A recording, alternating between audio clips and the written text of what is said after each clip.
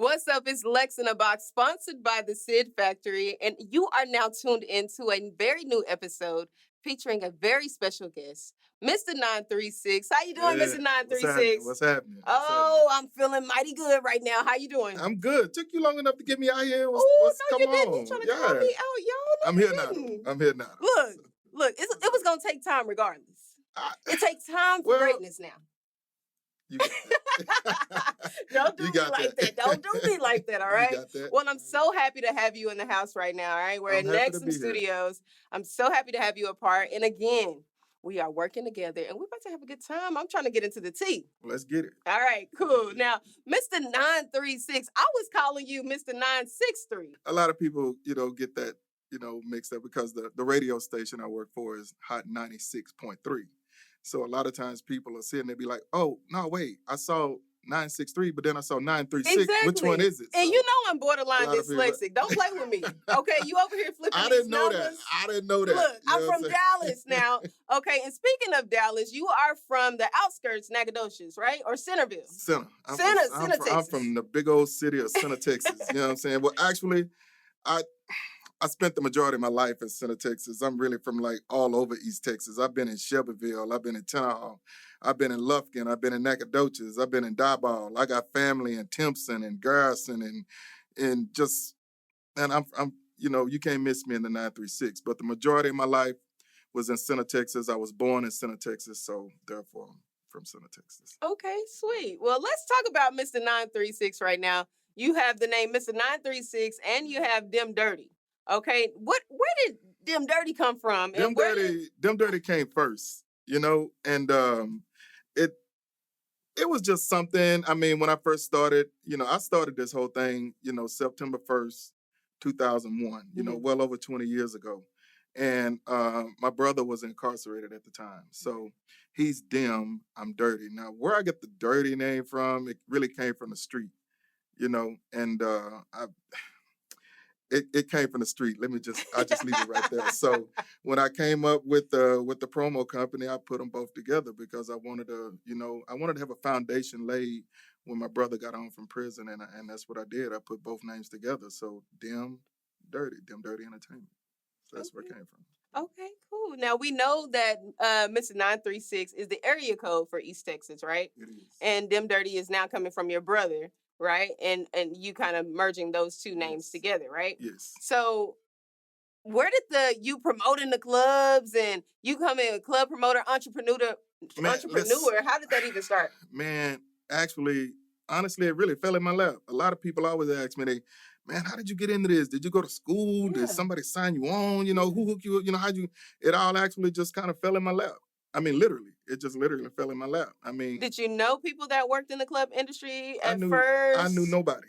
You knew nobody. So what did you do? Just pull up one day and say, hey, I'm getting dressed. I'm going to go out today. Okay. What'd you do? True story. At home one day. I'm going to make it short. True story. At home one day, me and my partner, Reed was there. That's one of my big partners. And I get a phone call and it's from a long time ago music producer I knew, Will Wadsworth out of Houston, Texas. And he calls me up and he says, hey, man, I want to do some events in that area. Do you know where I can do them? I said, well, I know a club out in Nacogdoches.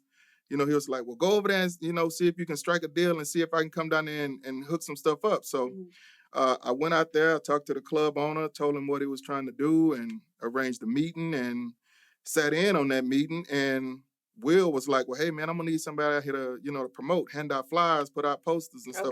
These were the days before social media. Of course. So the way things travel, communication travel through flyers, right, exactly. Things of that nature. And so they hooked up the show. He had the flyers and posters printed. He put them in my hand and the rest is history.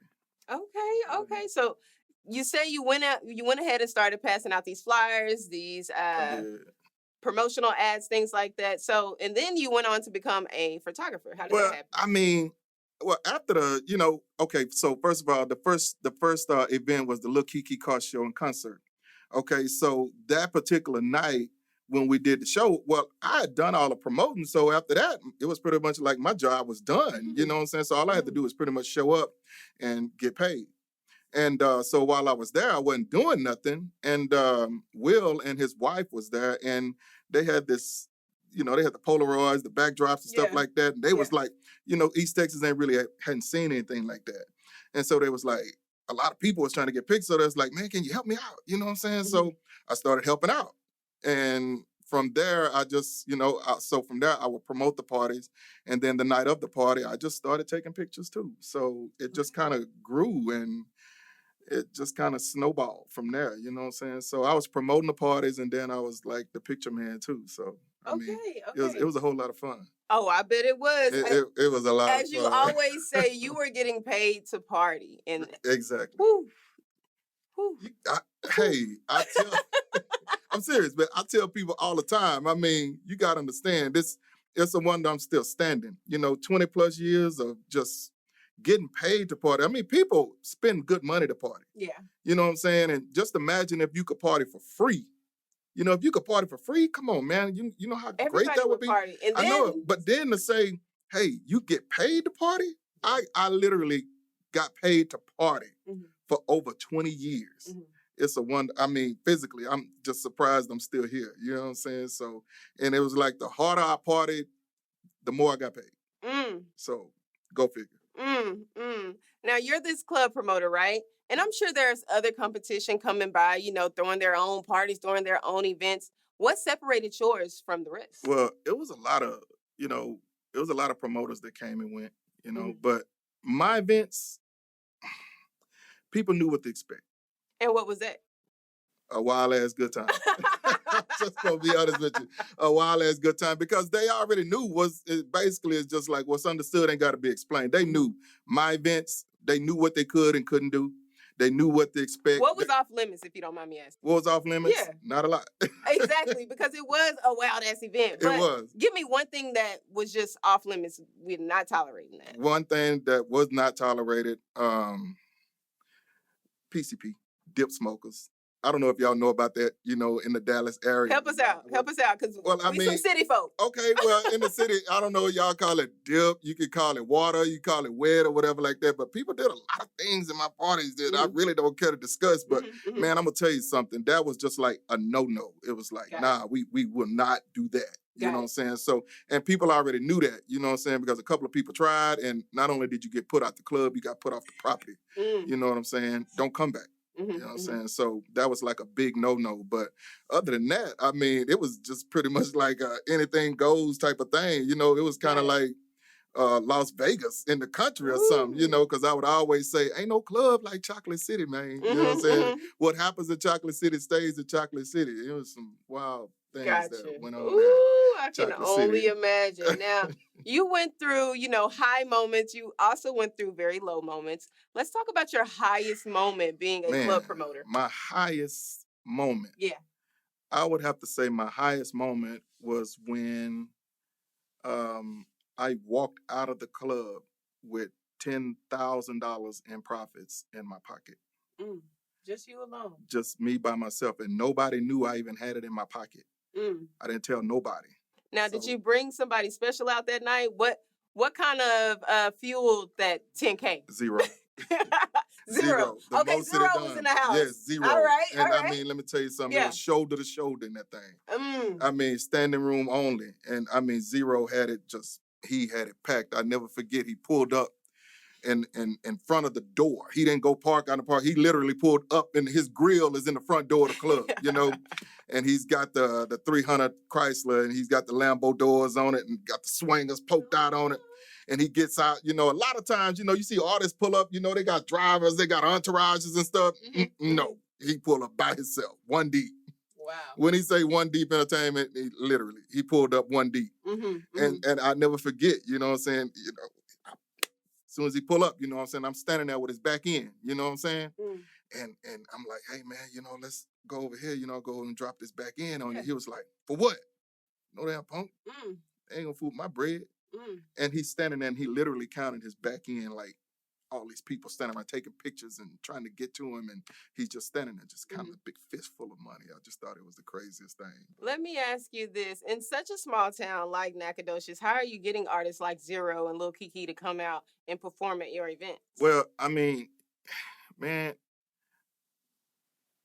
I would say I knew people in Houston. Okay. You know, some OGs, some greats. You know, Captain Jack. You know, Lil Will Wadsworth. MC Wicked Cricket. You know, rest his soul. And man, when I wanted to reach out to these people, it was never hard. You know what I'm saying? All I had to do was call one of them up, and it was just like. So you kept a good rep. Yes. To be able to reach out to these people to say, "Hey, I need you for this. I need you for that." And I always made sure I wanted to develop a reputation. And you can ask any artist. You can ask any artist out there that I ever booked. You know, they already knew that when you get to the club, D gonna have your money. Regardless, that's the first. He gonna be standing there waiting on you with your money. And I can tell you right now, any artist out there that's watching this interview, they can always appreciate that. Yeah. You know, they don't never want to get to the club and got to wait on their money because then they worried. They're trying to figure out what you got going. Is this going to be a loss? Am I going to get paid or whatever? No, they always knew. It didn't matter whether it was 5 people in the parking lot or 500 people in the parking lot. They knew they was going to get paid. And that right there can separate you from the rest because, woo! So I never had a problem getting artists out. Okay. You know, because who do artists talk to? They talk to other artists. You know, did you have a problem out there? Exactly. Oh, God, that bro had that bread as soon as I pulled up. Yeah. So I developed a reputation for that. Well, very nice. Very nice. Always good business. Woo! Now, we've talked about your highest moment. Let's talk about your lowest moment in the industry. What was your lowest moment? Oh, you had to bring that up. Like, man, I mean, we all go through it. Yeah, I know. And it's depressing to think about. I would have to say my lowest moment was the night my little partner got killed, and Michael Mott, and I had, man, that was just such a devastating. It was just I get choked up on my words when I think about it. I'm laying in my bed. It's like 12:30, 1 o'clock on a Friday. How long ago was this? This had to been 13, 14 years ago. Okay. Something like that. So 08, 09. Somewhere up in there. Yeah. And I'm laying in the bed and I get a phone call. And it's one of my OGs, you know, and he's a club owner. And what the hell he calling me, you know, this time of night, and something wrong. And I answered the phone and he said, D, you better get out here. Michael Mott has been shot. I said, you know, I just dropped the phone, you know, and I just jumped up, you know, and I just burned off down there. And how long had you guys been close or had the relationship that you all had? It had been a couple of years, you know, and he was like a protege of mine, you know, and he would always tell all his friends, you know, look, my big bro showed me how to do this. My big bro got me this. My big bro showed me how to make these moves. My big bro showed me, you know what I'm saying? So he was young, and it was like, I was like, you know, throwing like the biggest hood parties. And then he was on the college campus, you know what I'm saying? He was like the president of the Alphas at the time, you know?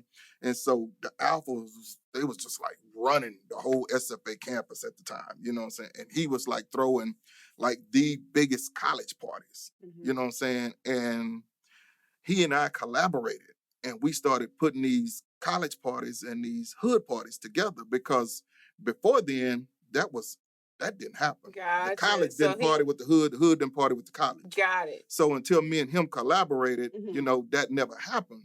And when it did, it was just explosive. I mean, it was crazy. The parties was 2 times as big, 3 times as big. The money was just 3 times as big, and it just got so crazy. You know, it just got real crazy. And I just think, you know, he was young. He had a lot of power. He had a lot of pull. And it was just people out there that didn't like that. You know? Of course, because, you know, as you rise, hate comes.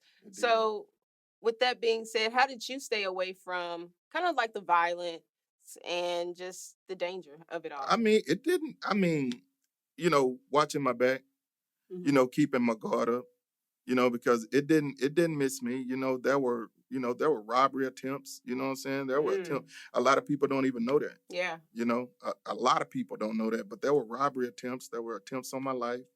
There were attempted break-ins at my house, but, you know, thank God, you know, I never suffered any loss at all. Never took not one single L at all. But there were times that, you know, I was tried, you know.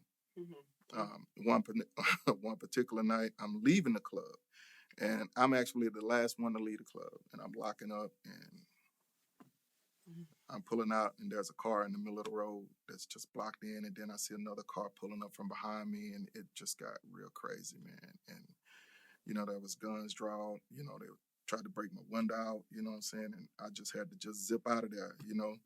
I'm driving this brand new Lexus, and I done hit the damn ditch. I done hit the curb, but by the grace of God, I got out of there with my life. You know what I'm saying? So so Forget there the were car. attempts. Yeah, forget the car. I'm not worried about. I can get another car. But a lot of people don't know about these sort of things. But even in dealing with that sort of stuff, when when Michael Mott got killed, a lot of people don't know I was picked up for that murder. The cops actually came to my place of business, and they were like, "You need to come downtown with us." And they had no intent on bringing me back. And my son was there with me. I think he was like 9 years old at the time. And they was like, "Well, you need to call somebody to get your son." I said, "For what?" And they was like, "Well, you've been interrogated for murder." And I'm like, I ain't got to call no babysitter for my son. He come with me because I know I ain't going nowhere because I ain't did nothing to nobody. I'm like, I couldn't believe it.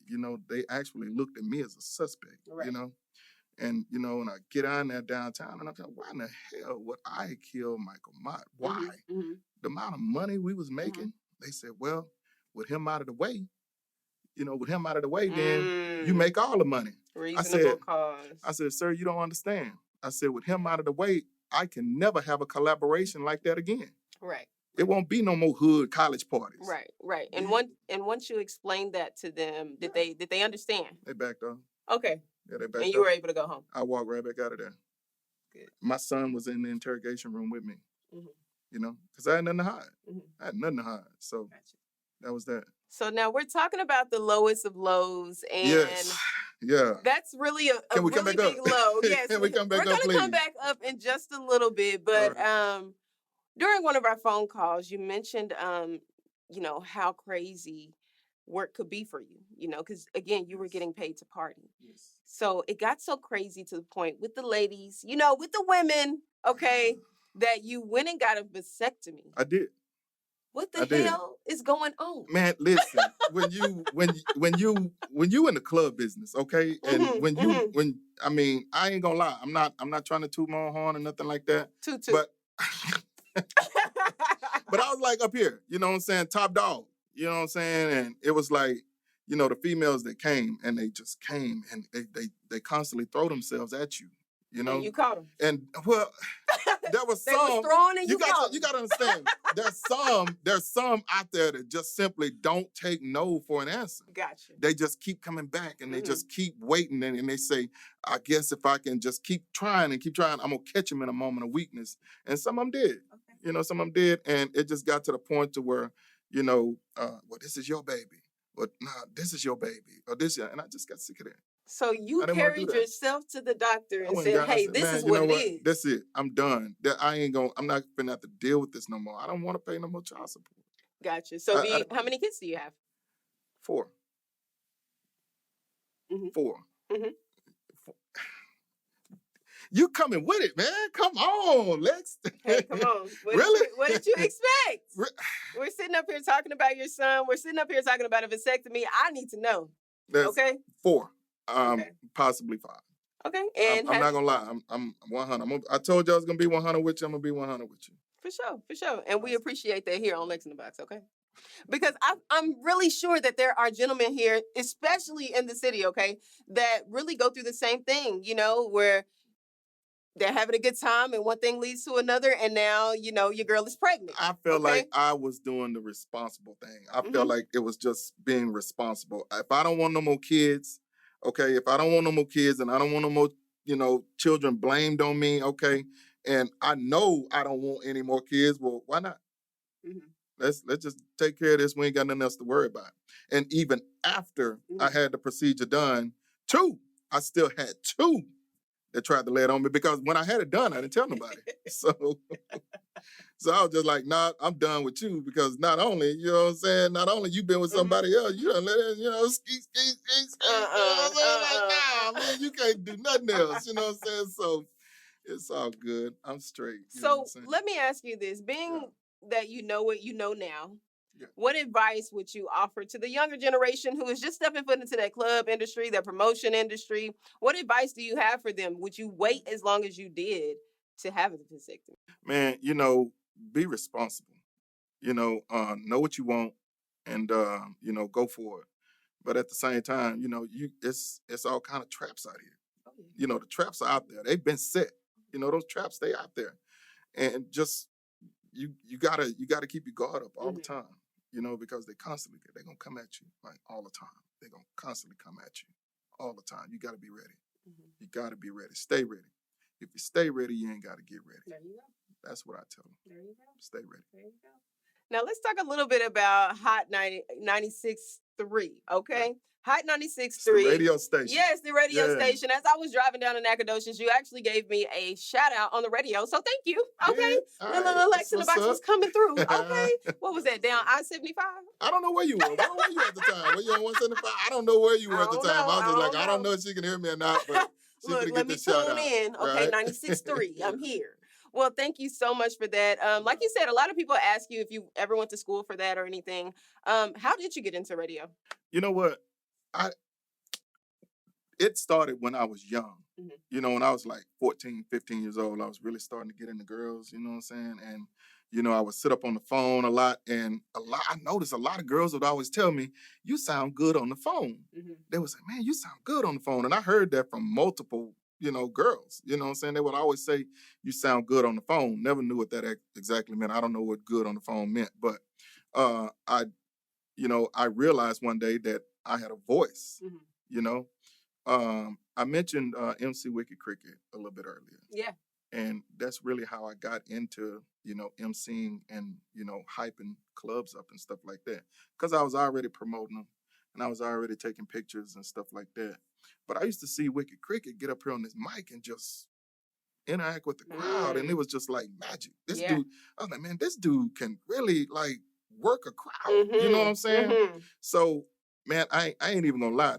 The whole Dim Dirty Entertainment, that whole persona that I got on the mic and stuff like that, that came from two people. Gotcha. That came from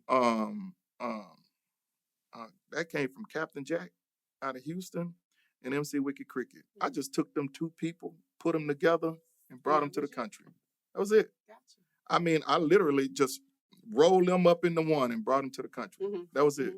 And the people hadn't seen anything like that. You know what I'm saying? So I think that was another factor in what made my parties as big as they were. It was different. It was just something altogether different, something that the people hadn't seen before. And I brought that. You know what I'm saying? So, Oh yeah. Yeah, it was cool. It was good. It was good. Okay. Well, you got a lot of stuff going on, my friend. Okay. You have this reality show that you executive produced called Love in the Club, featuring my Yes. girl, Summer Brown. Yes. All right. Tell us a little bit about that. And we want to get into a little bit of things of what you're doing currently now that you've left the club scene behind. Okay. Well, Love in the Club is basically an East Texas hip hop based reality show. Why am I doing it? But Yeah. I really wanted to. Actually, it was just something I wanted to do, just to see if I could do it. And I handpicked some talent, and brought them aboard. And I just told everybody, we're going to do this show.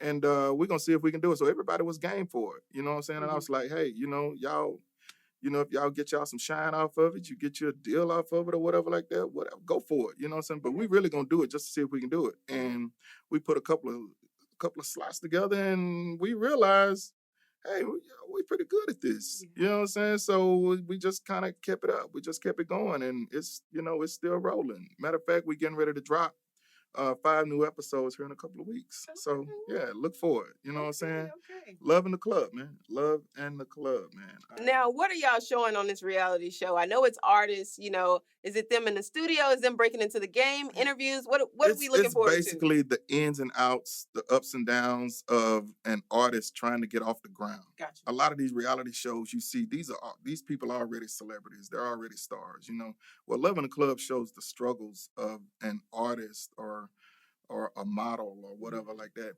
That's trying to get into the industry, what they're going through, personally, business wise, the studios, the behind the scene, the photo shoots, the personal, the drama. You know what I'm saying? It showcases a lot of things. It really does. And these new episodes is really gonna show you some some things. You know, shout out to my dude Tonio. You know what I'm saying? Shout out to Tonio, and shout out to LaForcia, and of course shout out to Summer Brown. For sure.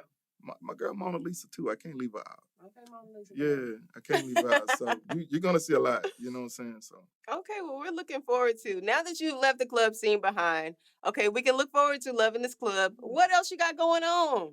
listen, you know, after 20 years in the club business, I mean, the biggest question I got to get past first is, you know, why you quitting?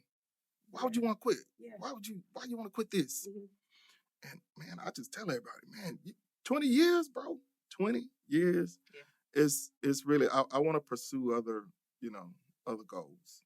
You know, it's kind of like been there, done that, you know, and I really feel like I have nothing else to prove Gotcha. in the club business. What other goals?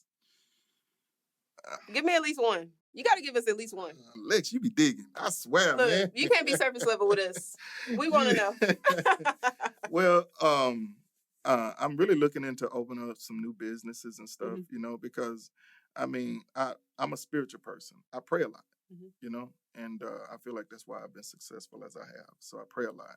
And so lately, that's what I've been praying for. You know, some new goals I'm reaching for, and I'm really praying for success with them. So I feel like, you know, if I push hard and I work hard and I, you know, keep the faith up, I feel like he'll bless me. But number one, I know I want to open a restaurant. I do know that. I do know I want to. You want me to just put stuff out here? Just you put know, it out there. I want to. I want to build me a nice house. You know, I want to go from the ground up. I want to build me a nice house. What else would I say? I want to take my radio show. I really want to take it to another level, you know, and really thinking about getting into a podcast. So just some new goals, you know. I mean, I've accomplished so much, you know. I just want, you know, I just need to focus on some new goals now. You know, the club, I did that. I don't feel like nobody's gonna surpass what I did in the club. So you would agree with the people in the 936 area that you are the club goat? Yes. Yeah, I heard it. Yeah, he's the club goat. Okay. I don't think anybody. I really don't think there's anybody out there that can surpass what I've done in the clubs in East Texas. I really don't. I just my book is already written, and nobody can take that from me. The book of Them Dirty is already written. Nobody can take that, you know. And I don't feel like anybody's gonna ever surpass it. So I mean, why I'm gonna keep just doing something and doing something and doing something when there's really nothing else to prove of it. Gotcha. You know. So. Yeah, I have to say that I personally had the time and the experience, okay, myself down in Nacogdoches to see, you know, your final hurrah, you know, your last production, and that was bittersweet. Might I say it was a sight to see. It was a real bittersweet moment, you know. I mean, because, you know, after 20 years, because it's been a while since I did a Them Dirty Entertainment exclusive. I mean, I did a big party, you know, back in October, before October. But I was supposed to do another October bash, and just we'll talk about that. But I was supposed to do another October bash this past October. Okay. And I had to cancel it, you know, by reasons of, you know, street violence and stuff. It was just a lot of street violence at the time, but a lot of people was just really, they weren't feeling it. They was like, man, everybody, now that I'm trying to get out of the club business, you know, everybody's like, oh, you can't quit, bro. You can't quit. And I'm like, what you mean I can't quit?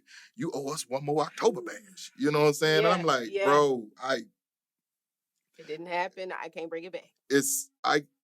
Listen, if I'm gonna come out of retirement, that would be the one party I would come back for. Gotcha. That would be the one party I would come back for. But I will not do it. I will not do it unless I have all my teammates on board with me, every last one of them. And so far, I got all of them but one, and it's DJ Snoopy T. And so if I can't get us all involved, I'm not going to give East Texas a half-ass October bash. I'm not going to do it. If I can't give them 100%, I'm not gonna do it at all. And they was like, well, man, you can still make money. It ain't about the money. Yeah. Everything ain't about the money. Yeah. I always been a people person. You know what I'm saying? I always been for the people. Yeah. You know, and I'm not gonna half-ass the people. I'm just not gonna do it. So unless we're all on board, it won't happen. You know, but that would be the one and only club party I would come back for because East Texas, they really own me. They really own me about one more October bash. They really feel like I owe them that. So you might just owe them that, but we'll see. We'll see if it all goes in, right? We'll see. We'll see. Well, I want to thank you for being a part of the show. Lex in a Box, thank you for having Mr. 936 in the building. All right. Okay, now you've told us how what can we expect from you. Now, how can we keep up with you?